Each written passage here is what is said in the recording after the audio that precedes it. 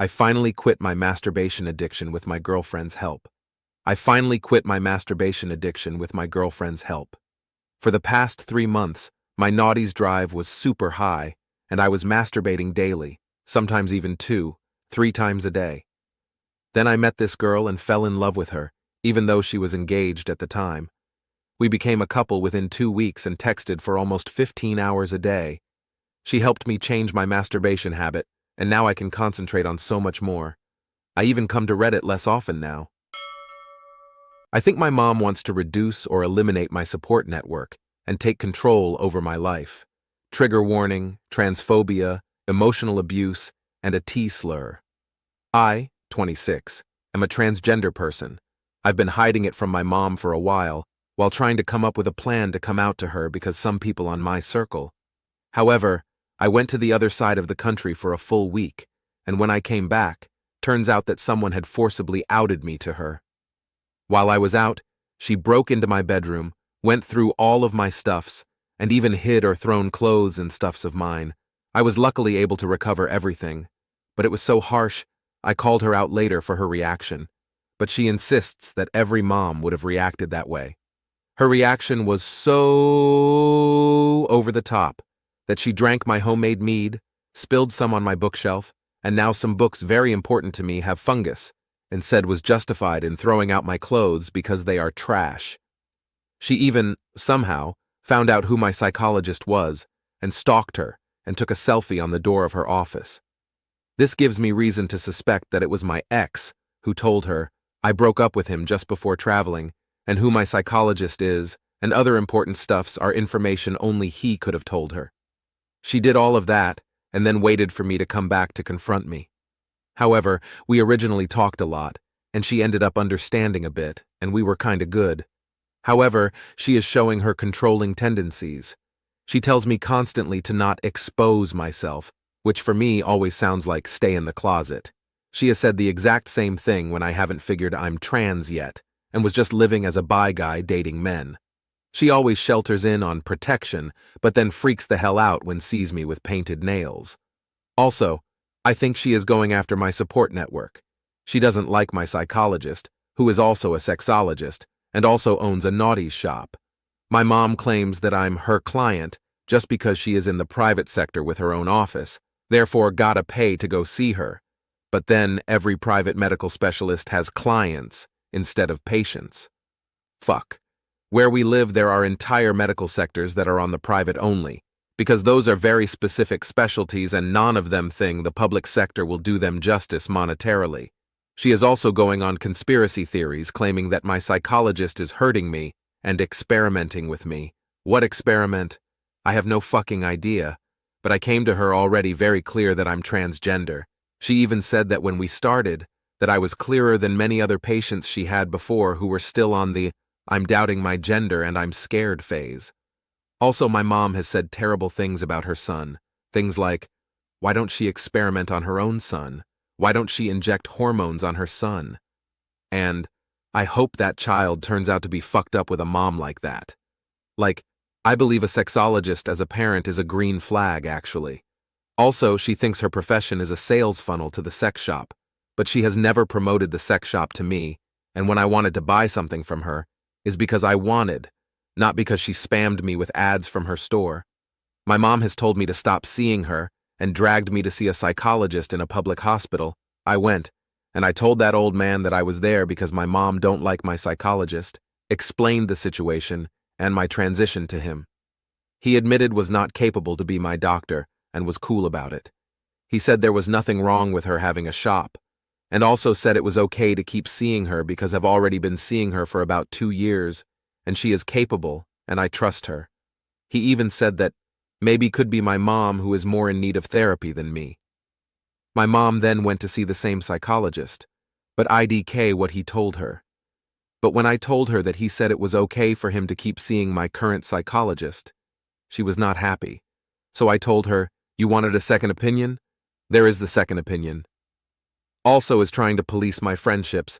About 2 weeks before all of this, I went to a friend's house. Her mom and my mom are friends too. They gave me some heels for free, And also we dressed up and did my makeup and took some amateur modeling like photos on a wall she has with magazines covers. It was really amazing and I felt so included and validated by them. Well, my mom claims that the heels are a travesty, shoes, and would make me look like a T-word previously mentioned. When my mom found out about the real reason why I went to her house that night, she also blew up, like saying that my friend has sold me out because she posted the photos and betrayed you, ignoring the fact that I myself posted the photos on my Instagram. If she reshared them later, I don't care. But my mom is selectively deaf to that part. She has told me to stop talking to her and seems to have a personal vendetta against her friend and her daughter, trash-talking them. She says was betrayed because they knew the secret before her and didn't have the decency to tell her. No matter that I specifically told them not to tell my mom because I wasn't ready to come out to her as trans. She is even meddling with the friend's voluntary work by trash-talking her to anyone who would listen. She seems upset that some people knew the secret before her, but I'm unsure with how many of them is she willing to go to war because of it. She seems to want to take control over my transition and who can or cannot know I'm trans, which could mean nobody if she could control that. She is 100% a boy mom, and she seems so fixated on keeping me as a soon. That also comes in small signs like gendering me correctly, but then correcting herself. She is also trying to reinforce how masculine I am. By the way she describes me, you might think I'm the guy from the Chad meme, while everyone else agrees that I'm getting more and more feminine. Even people tell me that parts I feel dysphoria for actually look feminine. Also, I have to hide my hormones now because she wants me to stop taking them until I see an endocrinologist she approves of. I was so good on my transition, but now I'm feeling dysphoric and depressed very constantly. My depression is the worst I have felt in years, and I feel trapped at my own home, and feel like I have no one. I end up sad posting on social media, and then feeling guilty about it.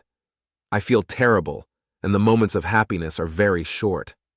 I wish I could just be myself without the constant dysphoria triggers, or feeling like my girly presentation is being constantly policed because she doesn't want me to look like a T-slur. I just can't keep up. Rant alert. I just can't keep up with life. Everything is so stressful. There's too much to do day in and day out. Nothing is ever finished. I'm exhausted. I work as a nurse and go above and beyond for all of my patients. I stay in work late or miss my break unpaid just to make sure my patients felt listened to and anything I could do for them was done. I love this. I love my patients. But what about me? I suffer with chronic conditions, endo and U/C. I'm in constant pain and my doctors won't listen to me. I was sent to A&E from my doctor's office with severe abdo pains. I had a CT which showed inflammation in my bowel and was sent home with no treatment, no pain meds, no follow-ups. I contact my family doctor to ask to discuss as I still have so much pain. They lost my stool samples twice. Then I go back to work to be told I have taken too much time off from work due to surgery and chronic illnesses. I can't take it. I just want to get on top of my health as well as my patients. Why is this so hard? It's been 18 years of fighting for treatments, to be heard or for someone to understand. It's fucking hard. Adulting sucks. How am I going to do this for another 40+ years? There's no joy in life for me, and there hasn't been for a long time. 1 step forward, 3 steps back is my whole life. I can't ever just catch a break. I haven't had time off for almost 4 years. Any holidays I've had have been used to catch up on essays or take care of others. I have no family, no money, no health. What's that fucking point anymore? I'm too tired and don't want to care. No, the stock take must agree with the system. Look again. Years ago, I worked for an office supplies chain store. It was an okay job for a student on the weekend. The store manager would occasionally ask us to do a stock take. It involved going around with a hand scanner and making sure that what we had in the store agreed with what the computer system said we did. Unfortunately, we had a lot of theft in the store, and so frequently there were missing items, lots of them. The IT system was also a complete mess, so we would frequently find items that the system said we didn't have. The store manager was of the firm belief that there was no theft, and that the stock system was completely infallible. If you went up to him and said, "Hey, SM, the system reckons we've got 37 of these 19 inches CRT monitors. I found 3. I think there's an issue." He's brush it off and say we weren't looking hard enough and that we're not leaving the store until the hand scanner agrees with the stock system. Cue malicious compliance. We would scan the same monitor multiple times until we had 37 of them. If we found something that the stock system said we didn't have, it either got hidden behind the stacks of office paper on top of one of the offices, or more frequently, it would end up inside the paper and card compactor. We made sure that the hand scanners would always agree with the stock system, and we got to leave the store on time. A few years later, I found out that the store manager had been fired by the company because they did an external audit of the store and found a stock system that said there were thousands of items that weren't there, and that the stock takes must have been falsified. Whacking off addiction. NSFW story. Ever since I lost my virginity at 16, I've been a freaky human being. I've been addicted to whacking off and naughties ever since fast forward. Now I'm 19, soon to be 22 years in a relationship and still whack off. I feel guilty because I do it everywhere at work, home parking garages, it's bad. I feel bad because it drains me, my mental health, and because I was a PH video here and there, I know it's just my brain looking for dopamine. But why must I always feel this way? I hate it. Me and my girl love each other, support each other, have the best naughties interactions. Why must I whack off other than to last longer in bed? Why do I always get the feeling down there at every moment whenever I'm doing anything? I've added new things to my daily life to have more activities and such. My other confession is IDK why I always get urges to have naughties with other people, men or women. I will not ever incline to do that as that's stupid. I worked on my insecurities issue and still I get thoughts of that. Or thoughts of why I didn't explore my male naughties side. But that's pretty much it. I hope I can get some help to clear my mind, thoughts, and mentally recover from this stress. Thanks for reading. Should I feel bad about not being able to drive, even thought it wasn't up to me? I, 18 years old, grew up with a very overbearing mother. Most things people my age have, such as IDs, driver's licenses, or even jobs, are things she has denied me. Up until very recently, I've been avoiding thinking about such, but now that I'm leaving for college the 20th, I can't help but feel underprepared. I've tried to convince her many times that driving is a necessity, but she doesn't see the appeal as she doesn't drive either. I have reached out to family members such as my aunt who did tell me she would enroll me into driving school. However, my aunt has her own life and own kids to take care of, and it's not very likely she'll have the time or money to do that for me. Though I know I've done what I could, I can't help but feel like a failure, especially when I see kids younger than me driving. What should I do? Petty revenge on a smelly teacher. At my school I went to for years, 9 to 11, US would be high school. The language-depth head teacher was a heavy smoker. She came to surveil our class one day for some reason, and she sat one row over and one row back of me. She had that lingering death crud smell of a smoker, and I didn't appreciate having to smell it. Also, I was kind of an arsehole, so I took revenge. I rummaged a Bic Biro pen out from my knapsack. That's the cylindrical white plastic kind, versus the previous clear hexagonal design. What else is white and cylindrical? Yup, I held that pen between two fingers, occasionally put it in my mouth and then took it out again, periodically flicked it with my thumb or tapped it with my pointer finger. Right in her line of sight. Not big exaggerated motions that might get me pinched for disrupting, just enough for her to unavoidably see and to center punch her nerves. She grew steadily more antsy fidgety as the class period dragged on, and when the bell went, she flew out of the door and down the corridor, in the direction of the staff room. My little anger problem. I stay by myself, hours away from my estranged family. I don't have any friends or go out much. I don't drink or smoke or even have naughties. I recently lost a job and have been having trouble keeping a job over the years. It's been breaking me down so bad that I am trying hard not to give up and hurt myself. Over the last couple of weeks, I've been feeling so angry. It's the type of anger that any little thing has been setting me off, getting so angry that I cry every time. I've been having thoughts about hurting myself, but even worse when the angry moments come. I've been wanting to say bad things to certain people, say how I really feel about them. I've been wanting to say things that will hurt them to their core.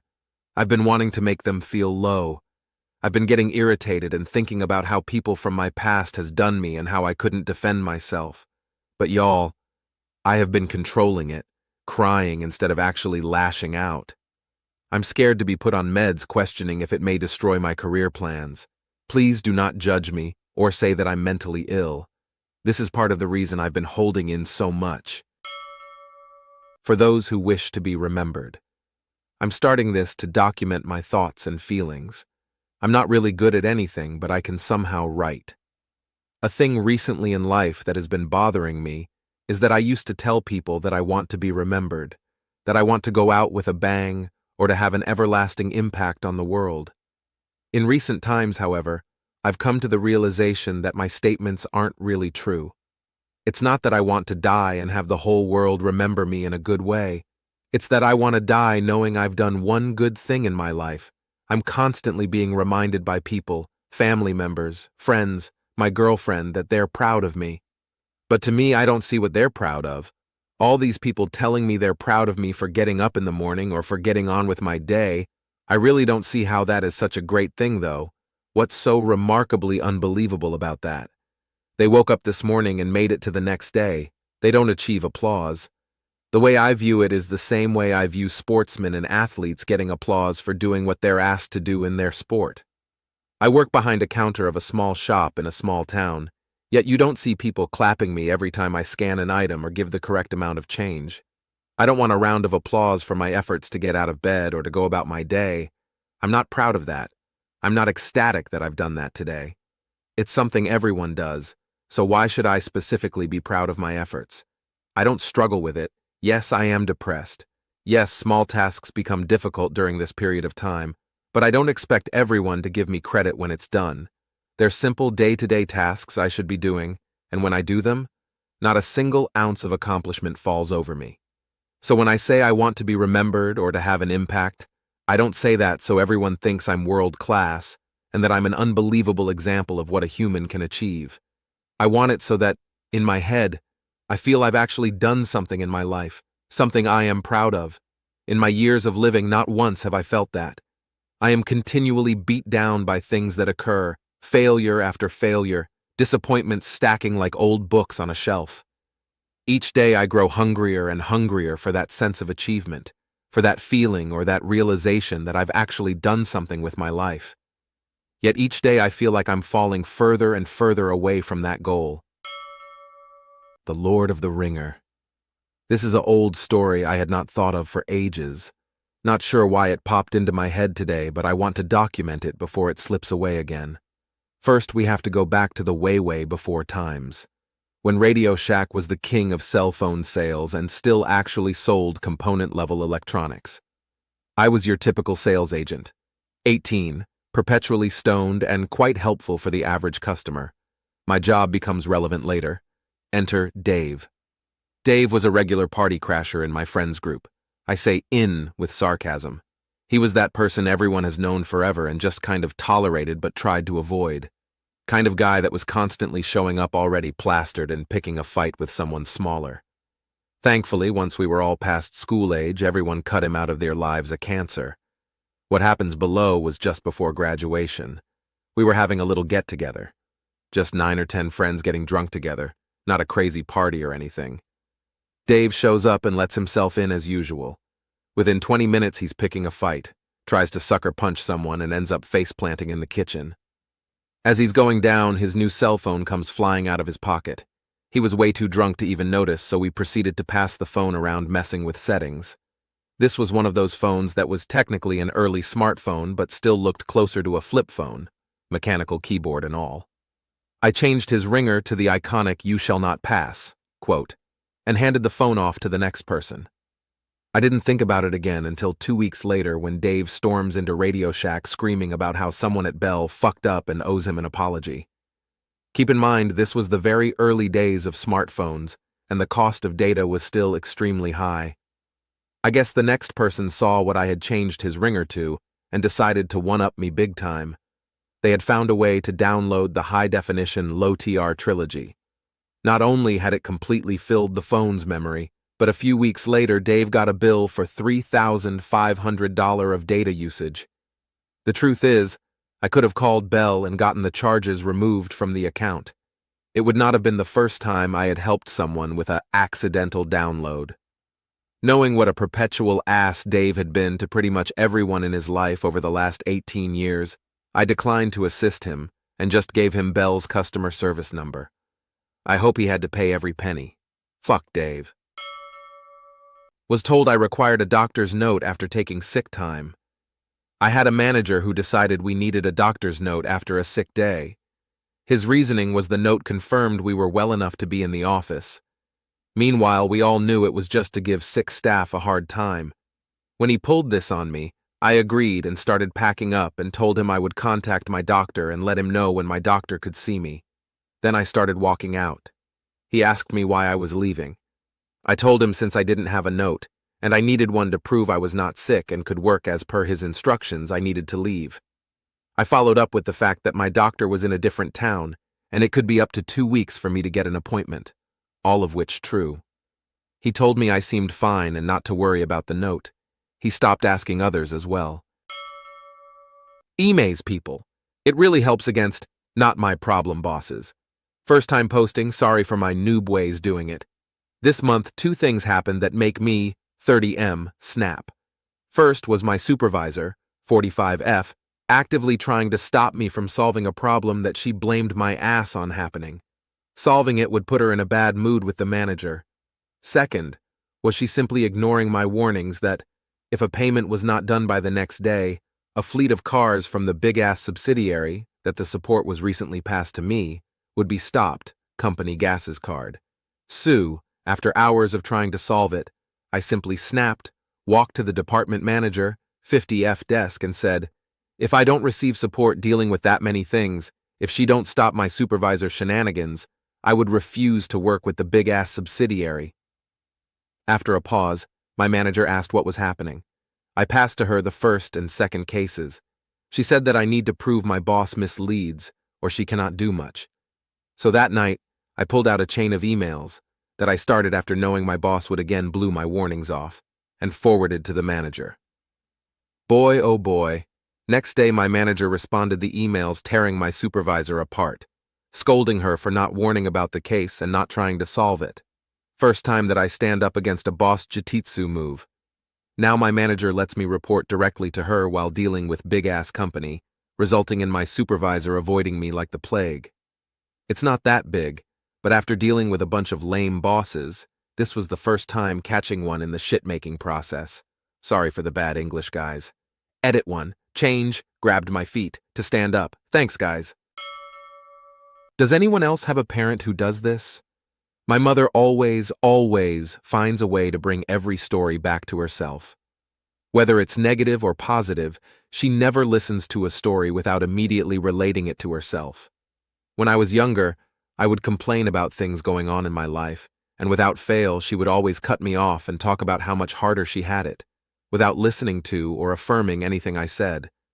So I stopped coming to her with any problems, but even now, if I dare say something negative about anything, she will find a way to bring it back to herself and whine and cry and talk about how difficult her life is. Once I literally said, I'm fighting with a friend, and that I was upset, and she didn't acknowledge it and just said, I was really popular back in China and I had a lot of friends, then started talking about how she had a fight with a friend who was too jealous of her. When she complains, though, she sucks all the energy out of the room and cries and wails and tries to turn everyone into her therapist. If we complain for one single sentence, she lashes out and is like, so what? I'm suffering too? Even when I talk about positive things, she will not even listen or reply to a single part of the story without just jumping into a story about herself. For example, a few weeks ago I mentioned that a friend of mine went to Boston and enjoyed his trip. Without even pretending to be interested for a single second, like asking which friend it was, what he did, etc., she immediately launched into a story about how 20 years ago she went to Boston, and then went into detail about how great it was. Like she just heard Boston and jumped right into her own story without even being like, oh, that's nice. I tried to continue my story like, yeah, he did XYZ, and it's like she didn't even hear me, she just kept going on and on about her own anecdotes. And last week it was my cousin's birthday, and she spent the entire time talking about her own birthday and what she wanted to do, in 5 months, She barely even acknowledged that it was his birthday, and whenever someone would bring up his accomplishments, she would start talking about her own kids' achievements. Manager said I was useless at my job, showed him exactly why. Long, sorry, TLDR at the bottom. This was about 20 years ago, so some of the dialogue won't be exact, but some of it is burned into my memory. At the time, I was working in a toy shop, and it was coming up to Christmas, so you can imagine how busy we were. No, busier than that. Each worker was given a specific section of the store to keep tidy and stocked. Mine at the time was what we called boys' toys, all the action figures and so on. However, I was also the only person other than managers who could process refunds, exchanges, and so on. And because Boys' Toys was right beside the tills, and the managers could be anywhere, no radios, the cashiers got into the habit of calling me for help. And it being nearly Christmas, there were lots of exchanges, refunds, and other things needing my intervention. Our store was franchised, and we had a district manager, D because he was kind of a D and also his name starts with D, who had never worked the floor a day in his life. He had some kind of business degree. He visited a few weeks before Christmas, came into Boys' Toys an hour or so before closing and got mad because it was messy and there were some gaps in the shelves. He refused to listen to my attempted explanations and stormed off. Next morning, he was right there at opening time.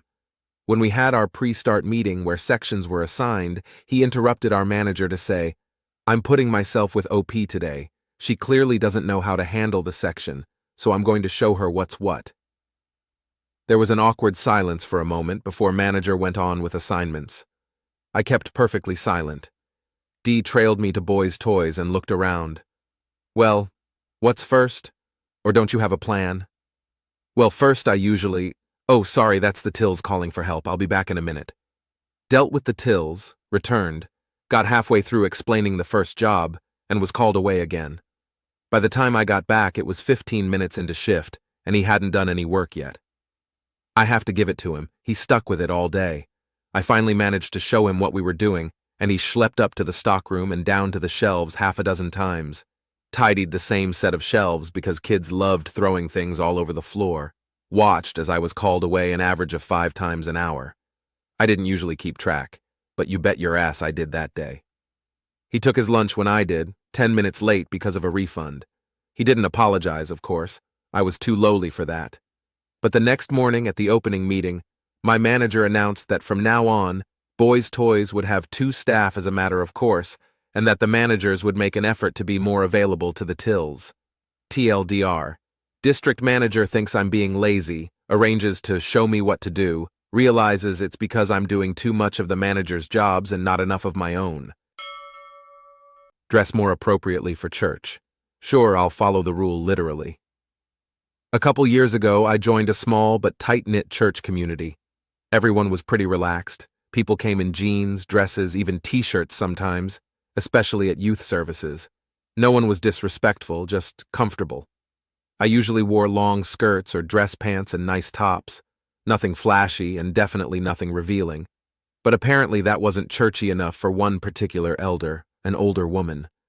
After service one day, she pulled me aside and said with that sweet fake smile, "Sweetheart, I just wanted to encourage you to dress a bit more appropriately. We should always look our best for the Lord." I was confused. I asked what exactly was inappropriate about my outfit. A long navy skirt, a tucked-in blouse, and flats. She said, "It's not bad, but, not quite holy attire.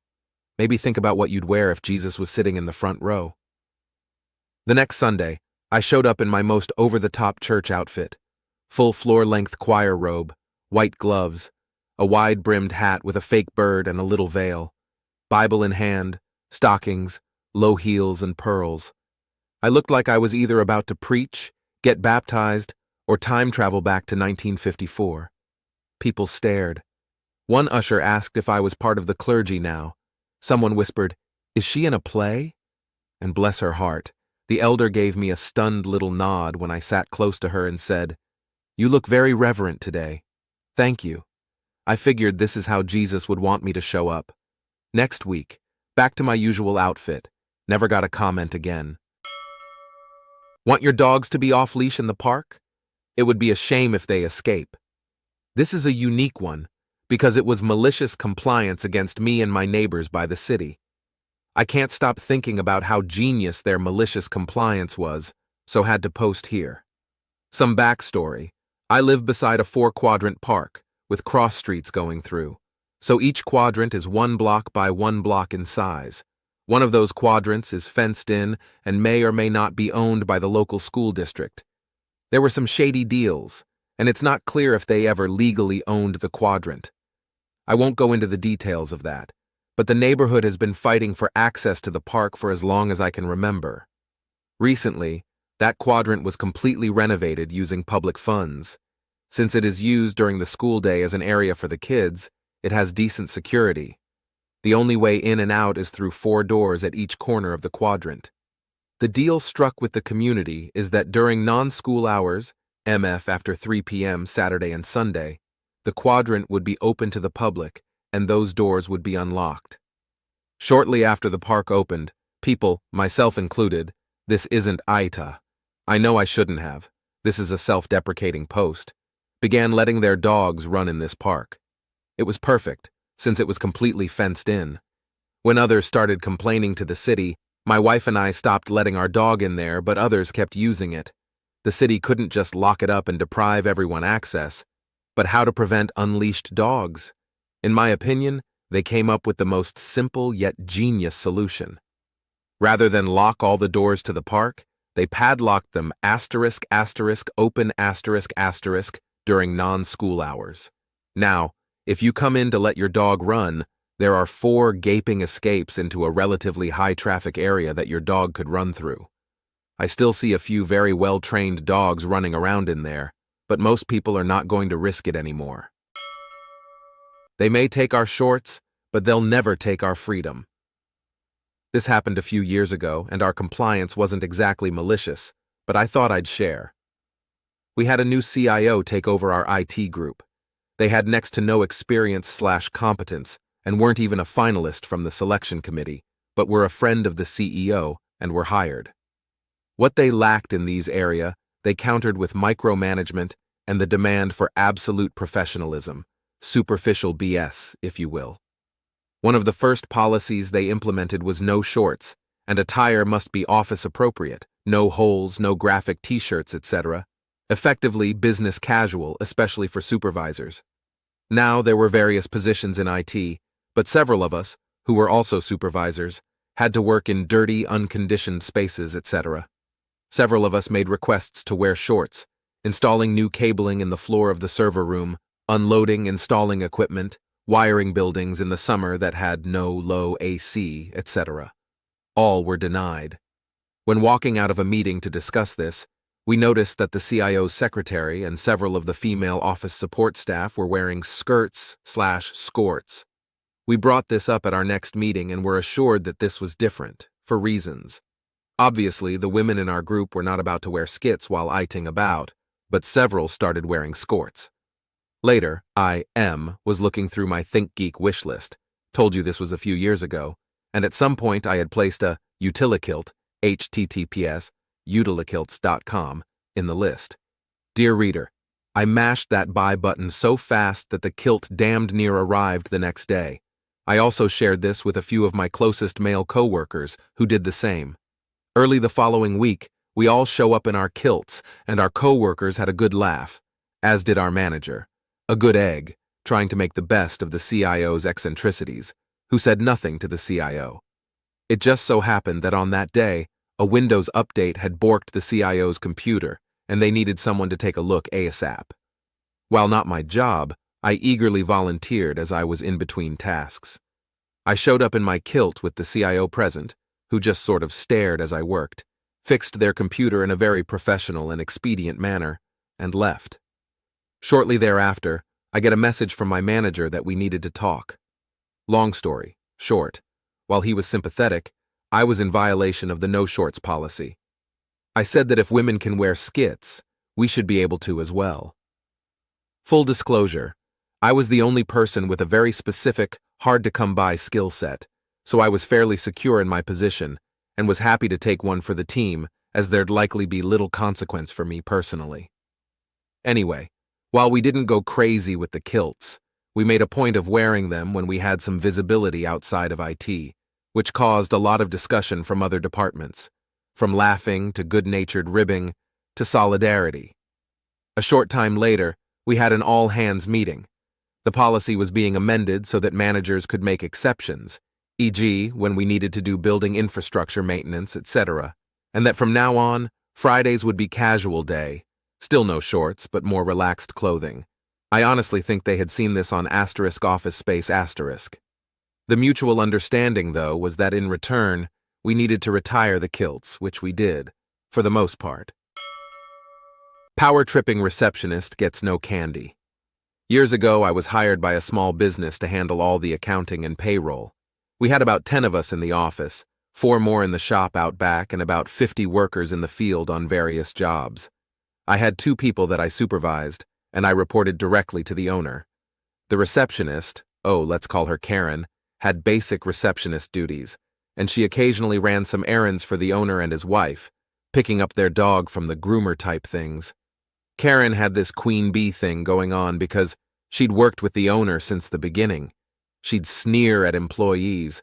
2 mins late in the morning, you'd get a raised eyebrow and a dramatic lifting of the arm and tapping her watch. Attempt to bully them. Owner would tell her to ask me to do something. She'd come into my office with a smirk and act like she was laying down the law. And if you weren't in Karen's good graces, things you needed done, packages sent out, appointments made, office supplies ordered, asterisk stuff a receptionist does asterisk, somehow took way longer than they should. It got to the point where instead of dealing with her personality, we'd just do her tasks ourselves just to avoid friction. One thing the owner liked to do when he was at Costco was get a box of granola bars, candy bars, or other snacks, and put it in the kitchen area for everyone to grab one for a treat. One day, the owner brought a box of Snickers in, and Karen bounded with glee to the kitchen. As she walked by my office, I noticed she had grabbed a bunch of them and was trying to quickly get back to her desk. Later that day, one of the shop guys, Kevin, came in, and I told him to grab a Snickers bar from the kitchen on his way out. Kevin chuckled and said, "Does Karen know about them? If she does, there won't be any left." He mentioned that every time the boss brings some snacks in, she grabs a bunch and hoards them in her desk. Sure enough, in the kitchen there was only 1 candy bar left out of the whole box. Now, this is the kind of thing I usually just roll my eyes at and go on living my life. And I did. New box of treats? There she goes to the kitchen. Honestly, who really cares? Until a couple months later. The owner called me into his office and wanted to talk about this huge tax penalty notice we had received in the mail. Turns out, Karen had gone through and opened the mail on my desk, a big no-no, saw this juicy problem, and instead of putting it back on my desk as she should have, ran it to the owner to try and throw me under the bus. What had happened was, the state had implemented a new system, and it spat out these tax penalty letters to every business in the county. It was a mistake. We'd filed and paid everything on time. But I had about 15 minutes of panic while I dug the file out, and we called the assessor's office to straighten everything out. Oh, now it's on. Sometime later, Karen was out running some errands for the owner, and I saw him at her desk looking for paper clips. I saw an opportunity. I helpfully looked with him until we came to a drawer with her candy stash. Friends, it was like opening a treasure chest. There were about 40 candy bars that Karen had squirreled into there from various boxes the owner had brought in over the last couple of months. The owner got real quiet, then grabbed all the candy bars and laid them out on his desk in his office. He'd immediately figured out how when he buys a box of 30 or so candy bars for 10 people in the office, it's emptied quickly. Later, Karen came back to the office. She put all her stuff down and opened her drawer to get herself a treat. Her face went from confusion to shock when she saw the drawer was empty, to white as a sheet, when just then the owner came out and said, "Karen, can you come to my office for a minute?" According to the owner, she had reasoned that she was owed a fair share of the candy because she claimed that she worked harder than anyone else around the office. So whenever a new box was opened, she would just take her share and put them in her drawer. Over time, her share had grown to as many as she could carry back to her desk without looking silly. Karen was given a formal reprimand and was told that if he brought any candy in, she had to wait a day for everyone else to get one before she could take one. She was very quiet and fairly decent from then on out. She mostly behaved for the next couple of years until I moved on to another job. It was particularly funny to watch her facial expression when the owner brought in a new box of candy, like a scolded puppy. But the best part? The owner went out to the shop with the candy bar cash and gave them all to the guys out there. Kevin came in the next day with a big grin and told me that Snickers was the sweetest candy bar he'd ever eaten. You want me to participate in Sunday school? Enjoy my extensive knowledge of your holy book. So my relatives and parents are very firmly a part of this cult. It's mostly in the States, but it does have some worldly presence. Not gonna say which one it is, because I don't want my parents to find this post. I left the cult about 2 years ago now, after they refused to acknowledge that I had several medical problems, and the religion believes that people can become like Jesus and heal their own bodies. Whack, right? And I'm not talking about a little scratch or a cold. I'm talking about cancers, contagious diseases like measles, polio, whooping cough, broken bones, psychological disorders. It's really crazy. But whenever I come back, they always make me go to Sunday school to show respect for the family. Bullshit. It's 'cause they want to convert me back, and whenever someone from the cult finds out someone has left, they make it their personal mission to bring them back. So this past Sunday, I didn't have work, and my dad told me I had to go to church with the family. He said I'm still able to go to Sunday school since I'm just in university. We arrived to the church. I'm super dressed up, like very fancy looking. The women when I come in are very pleased, they know I've left, and are like, "Wow, it's so nice to see you back. Hope you come more often now we've missed you." I go down to my Sunday school class and it's a bunch of uni kids and an older woman, strict-looking teacher. Perfect. She sits me down and starts talking about the Bible and what's wrong and right. Cue malicious compliance. I took 2 years of intensive Bible classes. I've translated from Hebrew and Greek. I've actually read the whole Bible cover to cover. Some points were made. Teacher. And so God said that we most never lie in bed with another of the same naughties. Me. And where does it say that, ma'am? Teacher. Well, in this verse here, asterisk shows asterisk. Me. That was actually mistranslated from Hebrew. It actually says man shall not lie with boy. Teacher. Asterisk frustrated asterisk. No, that's not true. And besides, there's this verse here which says homosexual naughties is wrong. Asterisk shows other verse asterisk me. So, by that logic, wouldn't that mean that anyone, male on male, female on male, or female on female, who was having oral or anal naughties would be gay?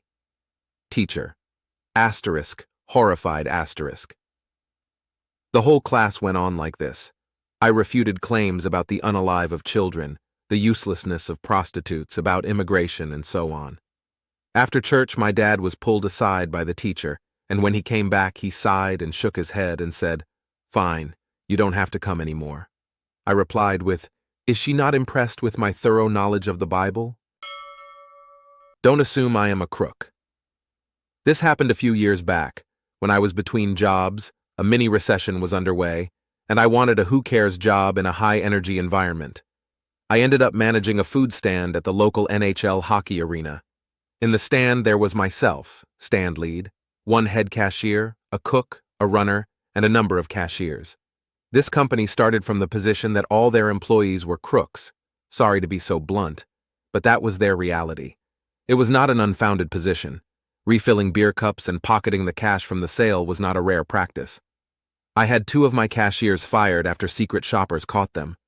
The trick was to do this with non-inventory items. At the start and end of a night, I counted everything. Beer cups, the cardboard triangles on which pizza was served, popcorn bags, bags of potato chips, etc. Bulk items could not be counted. Popcorn, draft beer, nacho chips, etc. At the end of the night, we garbaged the bulk items that cannot be carried over to the next night. Cooked hot dogs, pizza sliced, popcorn, etc. We may have wolfed down a few items. We're closed. I'm going to toss these 3 leftover slices in the bin. Anyone want one? I recorded the waste, 3 slices, but they may not have all made it into the garbage. Apparently some suit envisioned that stands might loading up with extra food from the delivery folks or cooking extra hot dogs. Manglement got their panties in a twist about us eating the garbage and sent a memo that all waste was to be boxed up and carried down to the warehouse. So we did as told. After counting the waste, into the box went a random assortment of pizza slices, hot dogs, and popcorn. It wasn't put in neatly. There was always lots of popcorn. Manglement probably didn't care about the popcorn, but the directive was vague, so they got it anyway. The box was stuffed with popcorn. If the warehouse ever did anything with what was in that box, it would be a fermenting, fly-infested mess by the time they got around to opening the boxes. At the after-work beer party, the directive was discussed. None of the stand leads liked the assumptions made regarding our integrity, and they adopted the practice. A month or two later, I had reason to chat with the warehouse on another topic, and I asked them what they did with all the food waste that was brought down. Answer: we toss it right into the dumpster. We're not digging through that mess. You never go in and count anything? Nah, the suits tried to make us, but we refused. We already have full-time jobs, and they wouldn't hire anyone whose job description was to dig through garbage. It's just the suits trying to intimidate you stand leads. I resumed binning my waste and not lugging anything down to the warehouse. Nobody noticed. I passed the word. Neither we nor the warehouse told management. The empty suits never noticed. No cash register rolls? I worked for distribution for a building supplies company. Stores would manually order their store-use stuff by fax, and they would order cash register rolls by boxes of 50, so often they would order 2 boxes. Office staff would key it in as 2 rolls, and then order pickers would ship 100 but bill for 2 rolls. I brought up at a team meeting that we were always going short by 49 or 98 rolls, and why it was happening, and the manager said it would never happen again. Except the next day, still happening. So I decided I would ship exactly what they ordered. The order said 2 rolls. I opened a box and sent 2. I figured the stores would start squeaking about it right away, but nope, not a word. This went on for weeks. Finally, the busiest sales weekend of the year approached, and I confessed to the manager they might want to check cash register roll levels at the stores. Sure enough, many stores were almost out, and courier shipments of cash register rolls appeared at the door that day. They couldn't fire me because I had shipped what was on the orders. I almost brought down the company on their biggest sales weekend. They started keying the orders right. Sometimes, I really want a job. I don't know if this is the right place for this kind of thing, but I really want a job. I'm 16F and I want a part-time or something so I can buy small things for myself since my parents basically ignore whatever I want, and that annoys me. I tried to ask my mom recently and she said I can't do that and I should focus on studying more, which I understand, but it's only 3 hours on school days. I don't think it's that bad. I tried to explain more, but she said she'd lock me in through the main door from the outside. She has done this before. Just so she makes sure I don't get out, and that really doesn't sit right with me. Any help or something? I'm rather lost. Supervisor tried to bully me, said goodbye to their job instead. This happened several years ago now, but Facebook just reminded me of this story. I was at uni at the time and worked for a large chain supermarket alongside my studies. I have a lot of complex medical issues, some of which weren't diagnosed yet at the time. As a result, I was in and out of hospital a lot and on light duties to avoid injuring myself on the clock. This particular supervisor had a disliking for this because she thought I was being lazy or something. Anyway, all the staff at the store, it was one of those small convenience-style stores, so there weren't many of us, had each other on Facebook. It made finding cover for shifts easier, and for the most part we all got on all right. I had made a jokey status about something funny that happened on my shift, and her one brain cell came to life and she thought it was smart to leave a mean comment. I commented back and told her to shut the fuck up. She did not, and made several nasty and derogatory comments about my health issues, was racist towards a friend of mine that jumped in to defend me, and used disgusting language against a disabled friend that had innocently commented on the original joke. All while she was meant to be on the clock. I blocked her after that, but not before screenshotting the whole conversation and emailing it to every manager I had contact information for. The next day I was called in for a meeting with the store manager, the area manager, and HR. I submitted a formal grievance on the matter. It turned out she had been bullying another manager for being gay also, and was already on a warning. Within 2 weeks, she was gone. She'd been there for years, and she wrecked her job within 5 minutes by choosing to pick on the wrong person. I learned not to have colleagues on social media, but I also learned to use someone's own stupidity against them. If you're gonna spout hateful shit, don't do it on a public forum with your job listed on your profile. The joke's on her anyway. I got a diagnosis shortly after that incident, finished university, left that job behind, and have never been happier. She's still in that same town, utterly miserable, still working a shitty retail job for another supermarket. Edited to add paragraphs. I forget sometimes I need row format differently on the app. I'm having serial killer urges. I keep getting these uncontrollable urges to unalive something. At first, it was animals, and I acted on it. Now, I'm starting to feel the same way toward humans. It's not like I'm completely heartless. I feed stray dogs and cats. I like animals.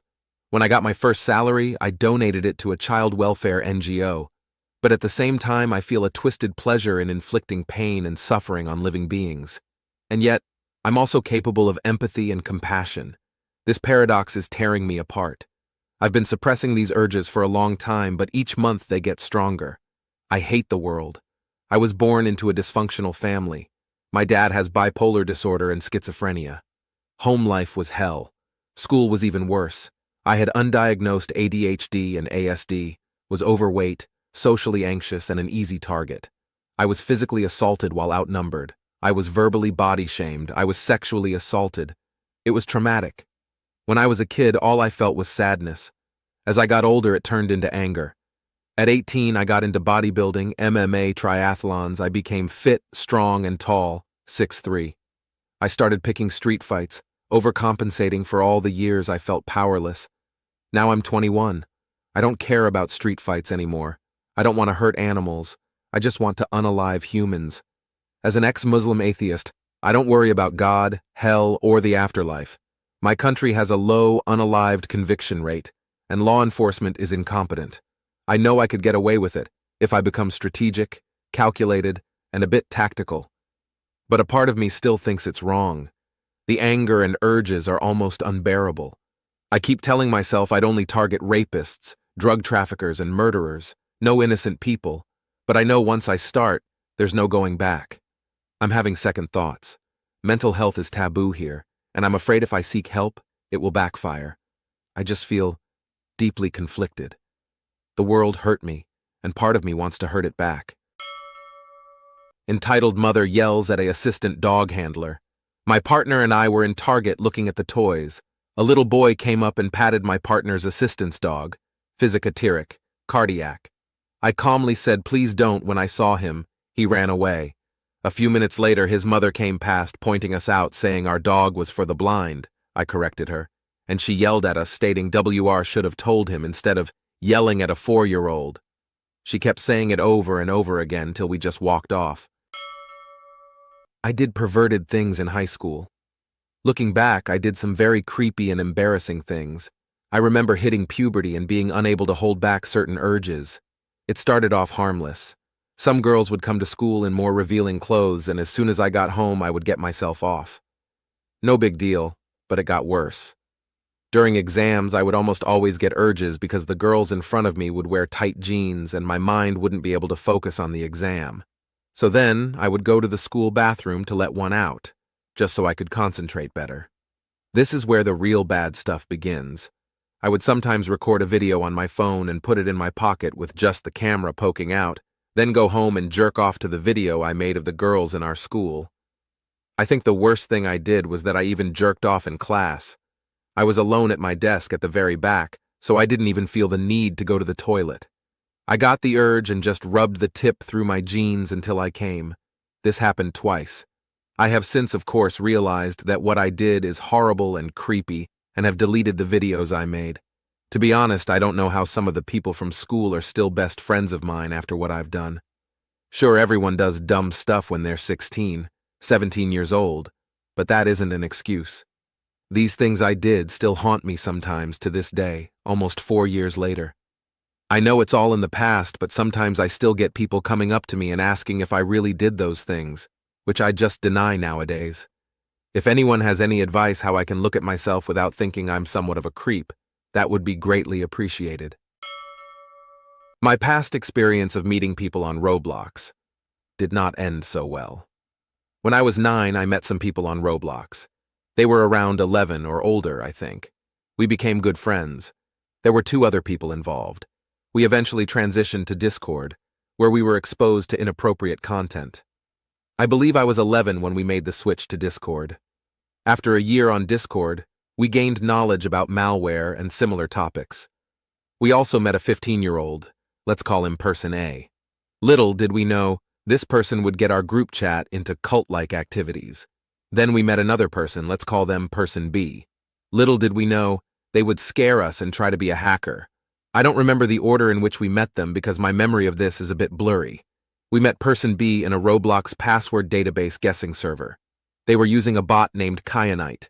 They had a rich account and I wanted to get into it. I tricked them with a virus, but luckily it didn't do much. It was an obvious virus, and I helped them remove it afterward. They were understandably upset. However, they took it to the next level. They moved on from password guessing to scamming little kids through games and terminating their accounts. Person B and my original friend teamed up. Person B had brainwashed my original friend, and he betrayed me and sent pizzas to my fortunately fake address. They also put it up for auction. Person B started guessing weird, specific details about my real-life activities and my house, causing significant distress. By this time, I was only 12. They also exposed me to seriously bad content that you do not want to know about. I eventually got Person B to leave the group chat, but they came back after a while. It sort of felt like he groomed me to get chill with him. Then, we all kicked him out. A quick story, we had let new people into the group chat, friends of my original friend. They had exposed us to extremely bad content just as Person B had. It was illegal, and we kicked them out. Person B had shown me the content for the first time before. He said someone sent it to him and told us all. I was curious at the time and asked to see it. I was curious to see what it was. I cannot remember how I felt when I saw it. I just hope I didn't say any bad shit, but I know I started to troll. Not to mention I was 12 years old at that time. If you can't understand what the content is, it's best not to know. Now for Person A, he was bullied in school and was very antisocial. He found a video on YouTube promoting a group and decided to join. The group was bad. It was full of literal pedophiles. He didn't know that at the time and left the group to join the so-called good version. It wasn't full of pedophiles, but it was full of wannabe terrorists and harassers. I joined the good side, and after seeing what my group chat had become and what this group truly was, I realized how truly bad and messed up this had all gotten. I had matured and left that behind. I had just turned 14, and it's been a month since I left. I also informed my parents, and they understand. Life is already better. Sometimes I do get nightmares of the group chat trying to defame me in some sort for some random shit. Mostly for when I asked to see that shit, the thing in the quick story thing I sent when I was 12. I just have episodes of thinking about this and it causes me significant distress, which led to me even questioning if I should live this life or not, and also making me think about other things I've done in the past. I participate in mosh pits because it's the easiest way to be covered in guys' sweat. The absolute rush and thrill of mosh pits, violently bashing into each other, resulting in all sorts of bumps and bruises and other miscellaneous injuries. Yet there's a sense of community. When the music stops, everyone loves each other. If someone falls or is injured or loses something valuable, many come to their aid to ward off the mass violence to give them time to recover. It's such a rush and such a good time, but for me there's an additional layer. Dozens of, mostly men, crammed in a tight space, jumping around, bumping into each other. These things get sweaty. Now it certainly can feel good to work up a good sweat, but for me it's even better. I want to get completely covered in it from as many guys as possible. The combination of violence and the intoxicating aroma of so many guys' sweat is just absolutely sublime. On a good night, I come out of the even looking like I've jumped in a swimming pool. Surely some of the sweat is mine, but I've got a good helping of dozens of other guys on me as well. After the show's over and I'm back at home, I usually like to keep the shirt on and take care of myself a bit. I like to hold on to the shirts unwashed for a fair while, and giving them a good huff is always a pick-me-up. As you may be able to ascertain, I'm somewhat of a kinkster, so I know that involving non-consenting parties in my musk kink is pretty bad behavior, and if any of the moshers knew before or after that I rubbed one out to their smell, they would certainly not want me there, and would probably feel grossed out or even violated. But where else can you get to experience great live music, a good workout, and extreme naughty's gratification all in one place? Grandma cares. I'm not 100% this fits, but it's a story that I've never forgotten and elevated my grandma to almost godlike status in the eyes of a young elementary kid. When I was in early elementary school, I was visiting my grandma with my family. This was the late 70s/early 80s, and my grandma had tons of binders full of photos of kids, grandkids, family events, etc. When visiting, we would often pull them out and look through them. This morning it happened to be me, 7 or 8M, sister, 1011F, and cousin, 1011F, looking through the photo binders with Grandma sitting in a chair nearby. We had been pulling them out of the cabinet end table, looking through them, when either my sister or cousin ran across a photo of me in one of the binders. The picture was of me around 2 years old, standing in my birthday suit, head to toe with nothing hidden. I don't recall exactly anything that my sister or cousin said, but I remember them making fun of me and picking on me. I kept telling them to stop. I got more and more upset, but they kept going. I think Grandma was just sitting watching this exchange until I turned to her and said, "Grandama." Grandma slid forward in her chair and, in a nice, even tone, told the girls to give her the binder. She looked at the page with my picture, opened the page, and took out the picture. Sister and cousin were quiet as soon as she asked for the binder. She looked at the picture and then handed it to me and said, "Here, this is yours," and she sat back in her chair. I remember my mood completely changed, like I'd been given the most amazing gift. I looked back at her and asked, "It's mine?" She said, "Yep. I think this is the MC." I proceeded to rip that picture into as many tiny pieces as possible with the biggest smile on my face while my sister and cousin complained to my grandma that I was destroying the photo and that I should stop. Her response, with no other words while all this is happening, in that calm grandma tone, "It's his picture. He can do whatever he wants with it." The only thing I remember after that is having the biggest smile on my face while joyfully tossing those small pieces in the garbage, while my sister and cousin whined and complained,